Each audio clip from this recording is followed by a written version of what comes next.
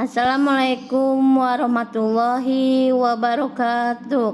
Perkenalkan, nama saya Elin dari Farmasi C 2019 dengan NIM 1904010140 akan mempresentasikan UAS Praktikum Kimia Analisis tentang Hg2+ dan Br-. Di sini saya mengambil materi dari jurnal yang berjudul Uji Kandungan Merkuri atau Hg pada Kosmetik Krim Pemutih Wajah yang dipasarkan di Pasar Petisah Kota Medan, di mana merkuri termasuk ke dalam salah satu logam berat berbahaya dalam konsentrasi kecil pun dapat bersifat racun. Merkuri merupakan salah satu bahan aktif yang direkomendasikan dalam kosmetik sebagai pemutih, khususnya pada krim pemutih wajah, karena merkuri dianggap dapat menghambat sintesis melanin pigmen kulit di sel melanosit. Pemakaian merkuri dapat mengakibatkan efek negatif mulai dari iritasi kulit hingga gangguan pada susunan saraf pusat, otak, dan ginjal. Tujuan penelitian yaitu untuk menguji kualitatif kandungan merkuri atau Hg pada kosmetik sediaan krim pemutih wajah yang dipasarkan di Pasar Petisah Kota Medan tahun 2017. Pendahuluannya ada dua. Yang pertama, kosmetik berasal dari kata Yunani yakni kosmein yang berarti berhias. Bahan yang dipakai dalam usaha mempercantik diri dahulu diramu dari bahan-bahan alami yang terdapat di sekitarnya. Sekarang kosmetik dibuat manusia tidak hanya dari bahan alami tetapi juga bahan sintetik untuk maksud meningkatkan kecantikan. Yang kedua, definisi kosmetik dalam Peraturan Kepala Badan Pengawasan Obat dan Makanan Republik Indonesia Nomor 19 Tahun 2015. Kosmetik adalah bahan atau sediaan yang dimaksudkan untuk digunakan pada bagian tubuh manusia seperti epidermis, rambut, kuku, bibir, dan organ genital bagian luar atau gigi dan membran mukosa mulut, terutama untuk membersihkan, mewangikan, mengubah penampilan, memperbaiki bau badan, melindungi atau memelihara tubuh pada kondisi baik. Produk kosmetik krim pemutih wajah saat ini ramai dibicarakan. Bukan hanya produknya yang banyak beredar di pasaran, tetapi juga karena dampak dari pemakaian produk tersebut. Konsumen harus berhati-hati dalam memilih kosmetik krim pemutih wajah karena tidak semua produk pemutih wajah yang beredar di masyarakat aman untuk digunakan. Faktor pendukungnya larisnya kosmetik krim pemutih wajah di Medan adalah kosmetik krim pemutih wajah yang mengandung merkuri akan menimbulkan ketergantungan. Ketergantungan tersebut akan dirasakan pada pemakaian lebih dari 2 minggu. Apabila para konsumen ini berhenti menggunakan krim pemutih wajah ini, maka wajah mereka pun akan kembali hitam, kusam, berjerawat, dan lain-lain. Tentunya ini dapat juga menjadi faktor pendukungnya larisnya kosmetik krim pemutih wajah di Medan. Tidak hanya menimbulkan ketergantungan saja, tetapi ada beberapa efek buruk pada wajah yang tidak dihiraukan oleh konsumen.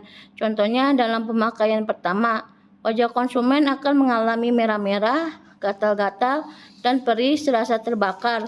Tetapi hal itu justru dianggap mereka adalah penyesuaian kulit dengan krim yang mereka gunakan. Kesalahan persepsi ini seharusnya perlu diperhatikan. Efek sampingnya, merkuri termasuk logam berat berbahaya yang dalam konsentrasi kecil pun dapat bersifat racun. Pemakaian merkuri dalam krim pemutih dapat menimbulkan berbagai hal, mulai dari perubahan warna kulit yang akhirnya dapat menyebabkan bintik-bintik hitam pada kulit, alergi, iritasi kulit, kerusakan pada susunan saraf otak, ginjal, dan gangguan perkembangan janin. Bahkan paparan jangka pendek dalam dosis tinggi dapat menyebabkan muntah-muntah, diare, serta merupakan zat karsinogenik atau menyebabkan kanker pada manusia. Hasil dan pembahasan. Hasil penelitian yang telah dilaksanakan mengenai kandungan bahan berbahaya merkuri yang tergantung pada sediaan krim pemutih wajah. Sampel krim pemutih wajah diperoleh dari pasar Petisa, Kota Medan. Penelitian ini dilaksanakan di laboratorium terpadu Institut Kesehatan Al-Fatihah, Medan dengan hasil sebagai berikut. Yang pertama, hasil analisis reaksi warna dengan reagen kalium iodida. Di sini ada 4 hasil kode sampel, nama produk, uji warna dengan kalium iodida, keterangan, di mana keterangan ini bertanda positif mengandung merkuri. Yang bertanda negatif berarti tidak mengandung merkuri. Yang A, kolagen cream terbentuk endapan merah jingga, keterangannya positif. B, Lasona cream endapan merah jingga, keterangannya positif. C, temulawak cream terbentuk endapan merah jingga, keterangannya positif. Yang D, natural 99 cream terbentuk endapan merah jingga, keterangannya positif. Yang E, tabita cream terbentuk endapan merah jingga, keterangannya positif. Yang F, wardah cream larutan berwarna kuning, tidak terbentuk endapan, keterangannya negatif. Yang G, Dr. Eric Whitening terbentuk endapan merah jingga, keterangannya positif. Yang H, Wallet Super terbentuk endapan merah jingga, keterangannya positif. Yang I, Mutiara Wheat Beauty terbentuk endapan merah jingga, keterangannya positif.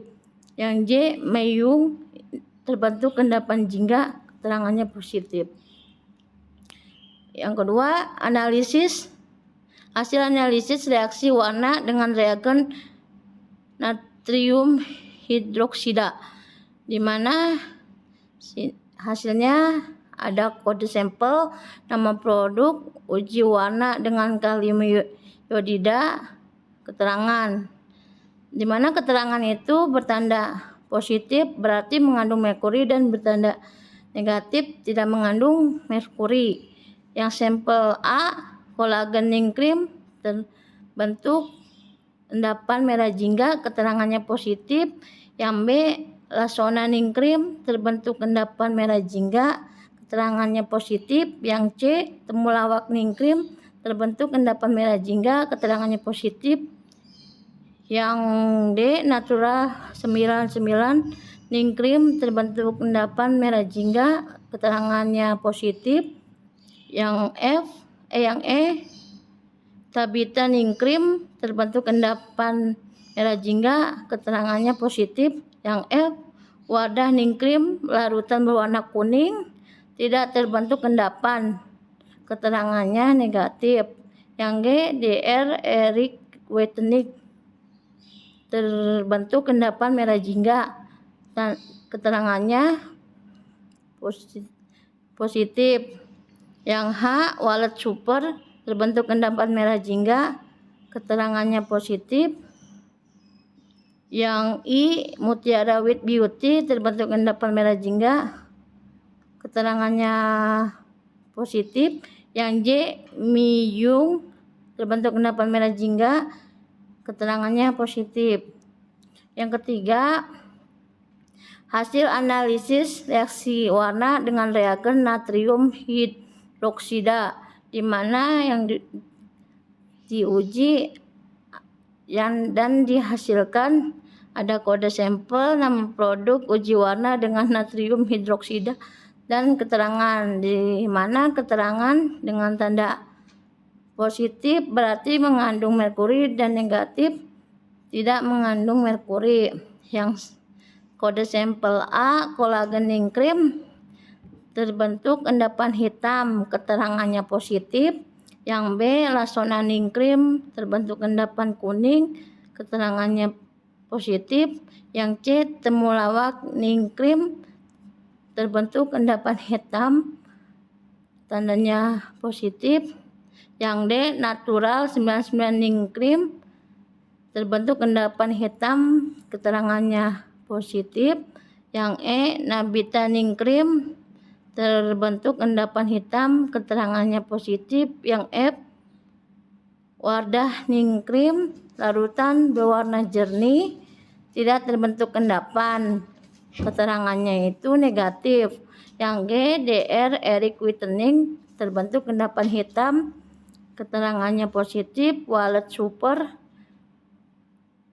terbentuk endapan hitam, keterangannya positif. Yang I, Mutiara With Beauty, terbentuk endapan hitam, keterangannya positif. Yang J, Miyung, terbentuk endapan hitam, keterangannya positif. Yang keempat, hasil uji nyala dengan menggunakan kawat tembaga. Di sini ada kode sampel, nama produk, uji nyala pada kawat tembaga, dan keterangan. Di mana keterangan ini dengan simbol positif mengandung merkuri dan negatif tidak mengandung merkuri. Kode sampel A, kolagening krim, terbentuk nyala api warna hijau, keterangannya positif. Yang B, lasonaning krim, terbentuk nyala api warna hijau, keterangannya positif. Yang C, temulawak-ning krim, terbentuk nyala api warna hijau, keterangannya positif. Yang D, natural 99-ning krim, terbentuk nyala api warna hijau, keterangannya positif. Yang E, Nabita-ning krim, terbentuk nyala api warna hijau, keterangannya positif. Yang F, Wardah-ning krim, tidak terbentuk nyala api, keterangannya negatif. Yang G, DR Eric Whitening, terbentuk nyala api warna hijau, keterangannya positif. Yang H, Wallet Super, terbentuk nyala api warna hijau, keterangannya positif. Yang I, Mutiara With Beauty, terbentuk nyala api warna hijau, keterangannya positif. J, Miyung, terbentuk nyala api warna hijau, keterangannya positif.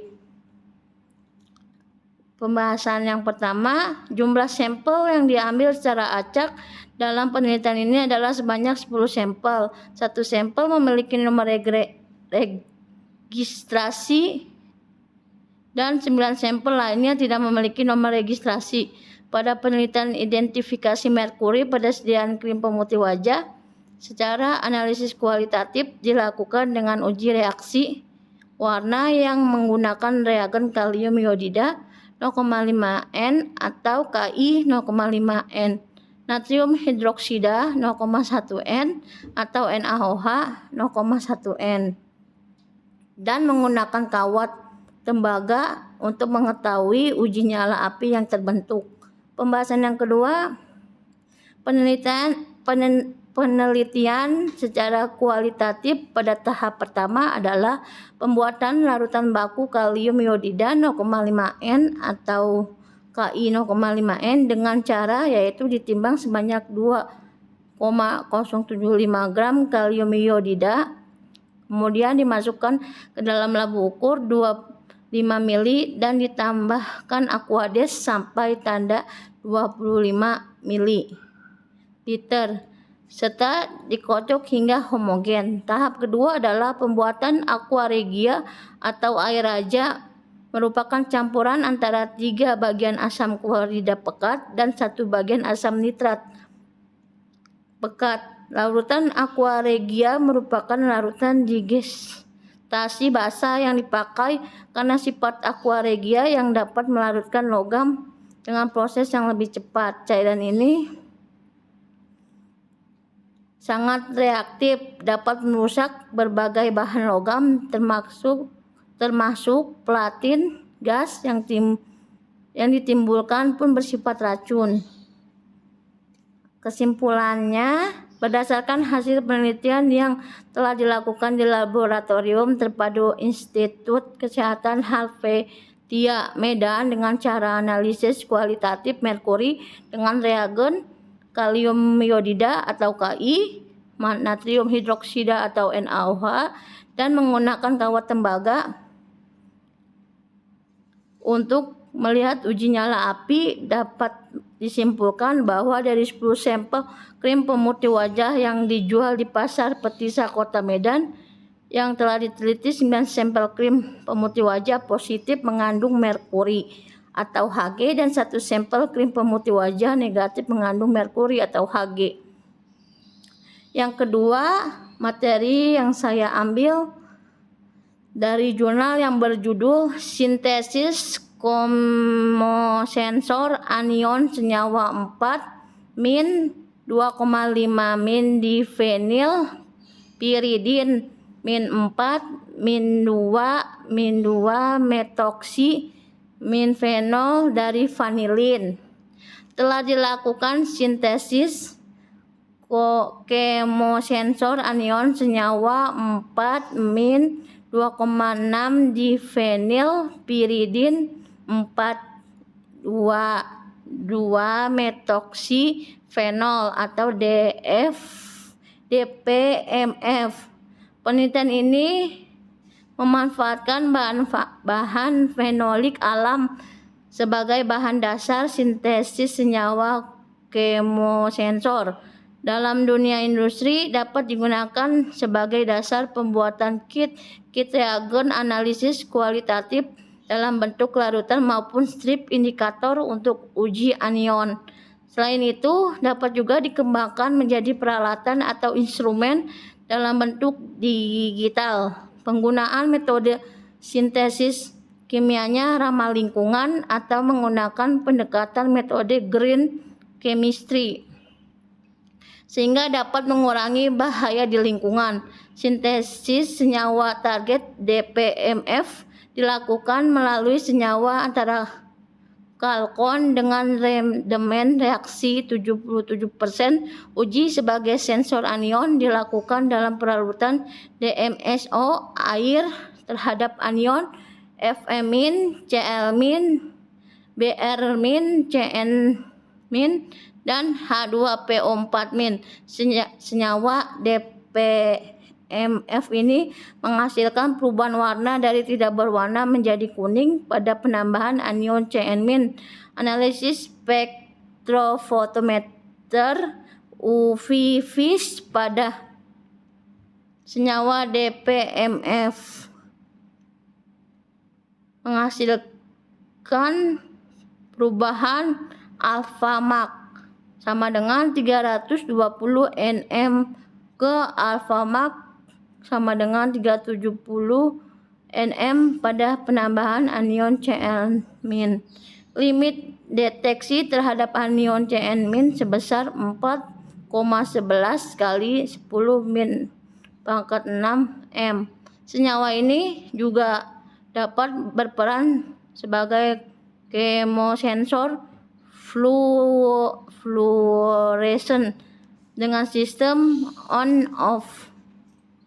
Pendahuluannya yang pertama, chemosensor adalah senyawa kimia yang dapat digunakan sebagai sensor di mana sensor itu sendiri bekerja dengan menggunakan sisi signal. Yang kedua, dalam bidang keamanan makanan digunakan dalam monitoring kerusakan makanan maupun kandungan anion berbahaya seperti cyanida dan halogen.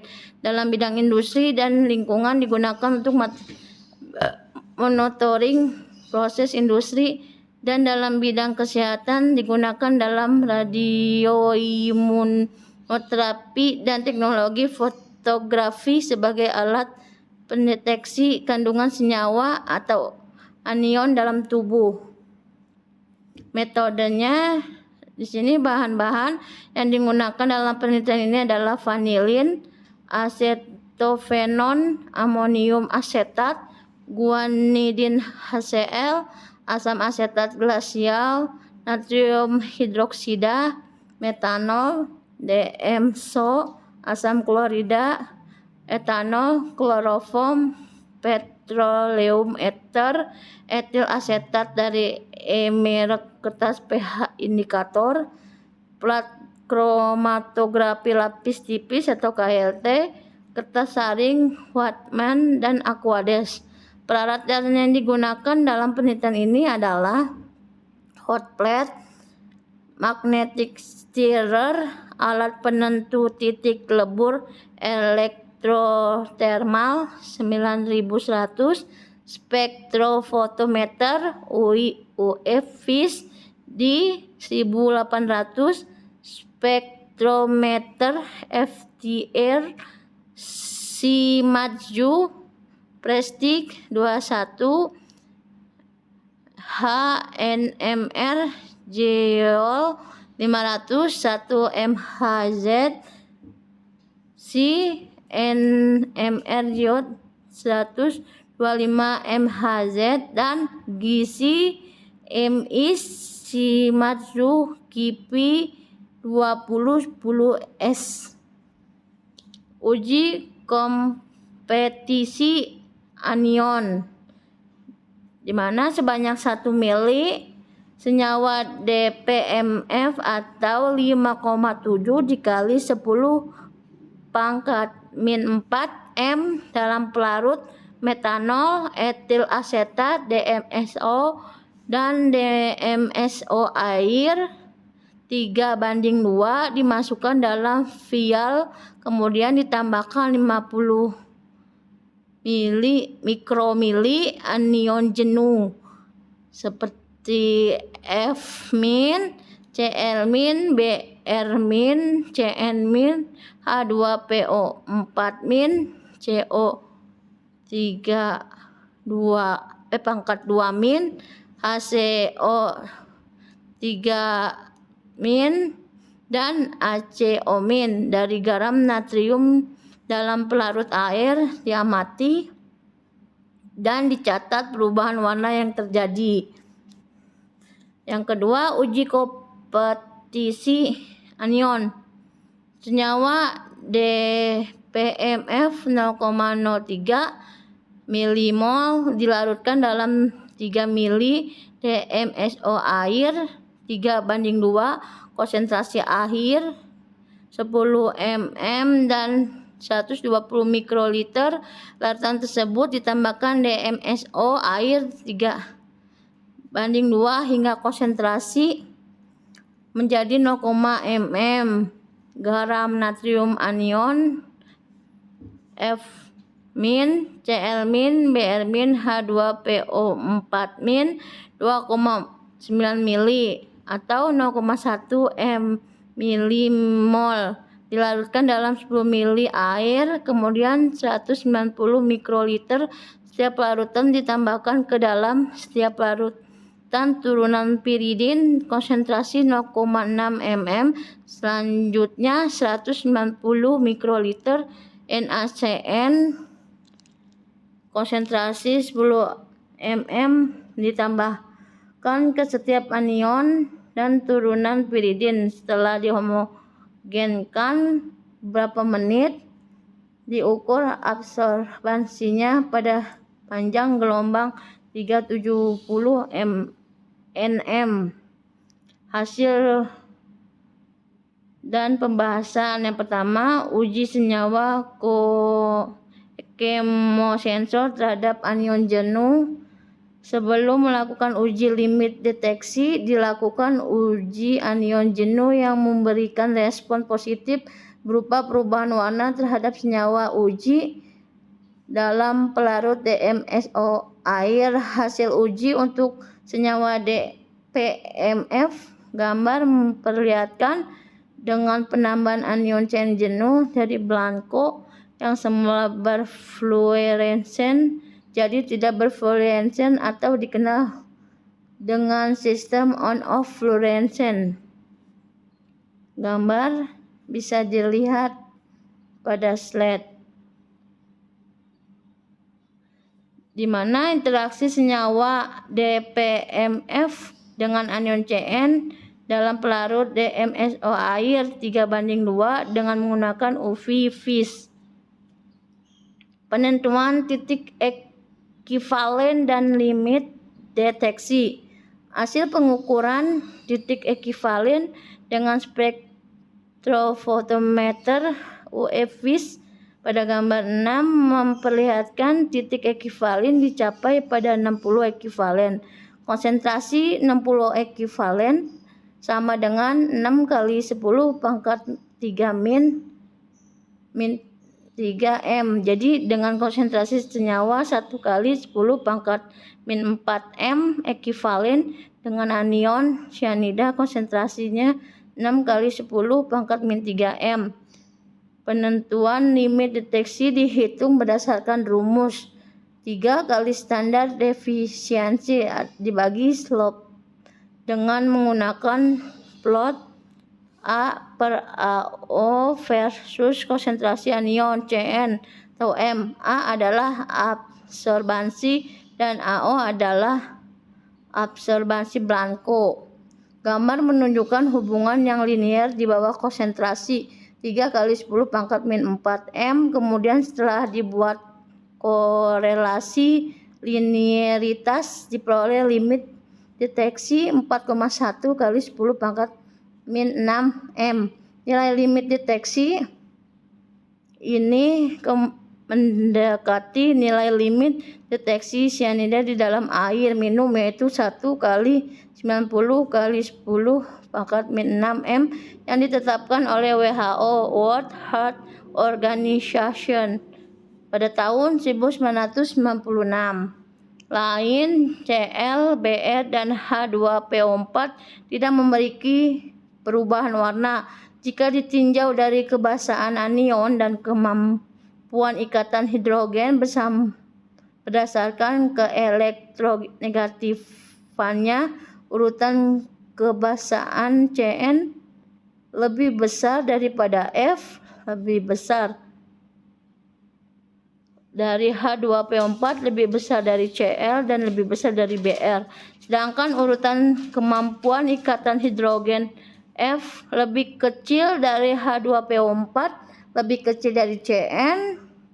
Anion F memiliki keelektronegatifan yang paling besar dibandingkan Cl dan Br, sehingga anion tersebut memberikan sedikit perubahan warna. Sedangkan anion H2PO4 bersifat sebaliknya, menggeser ke panjang gelombang lebih rendah.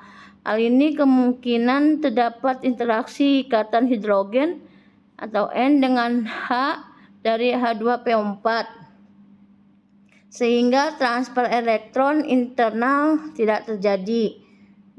Dalam pelarut yang mengandung air, anion F, Cl, Br, dan H2SO4 kemudian membentuk ikatan hidrogen dengan air, sehingga tidak terjadi deprotonasi pada gugus hidroksi pada senyawa turunan piridin, sehingga perubahan warna tidak terjadi.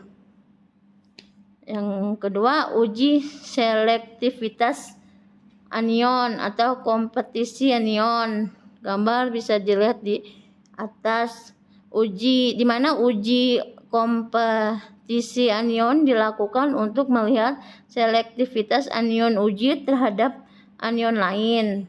Dalam penelitian ini, uji selektivitas hanya dilakukan pada senyawa DPMF. Hasil uji pada gambar 11 memperlihatkan terjadi kompetisi antara 0x10, X Alfiani, Nur Anden, Bambang Purwono, dan Jurnal Rekayasa Kimia dan Lingkungan volume 12 nomor 144 anion Cn dengan anion H2PO4 dilihat dari penurunan nilai absorbansi dari Cn kontrol. Kesimpulannya, di sini senyawa HMF dihasilkan dari reaksi kondensasi Claisen-Schmidt dengan redemen sebesar 55%. Senyawa DPMF disintesis melalui reaksi kondensasi dan adisi Michael dengan redemen sebesar 77%.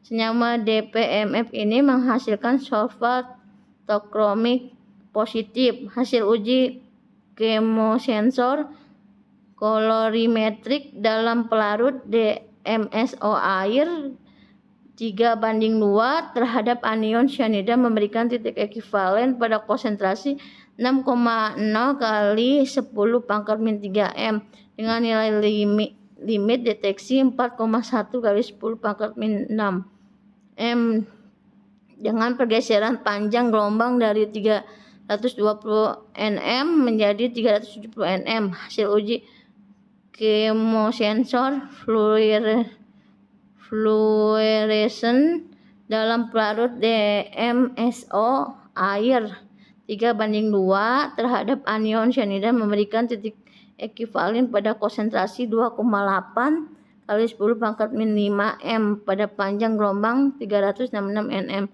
Selektivitas terhadap anion cyanida dalam pelarut DMSO air 3:2 berkurang dengan adanya anion dihidrogen fosfat.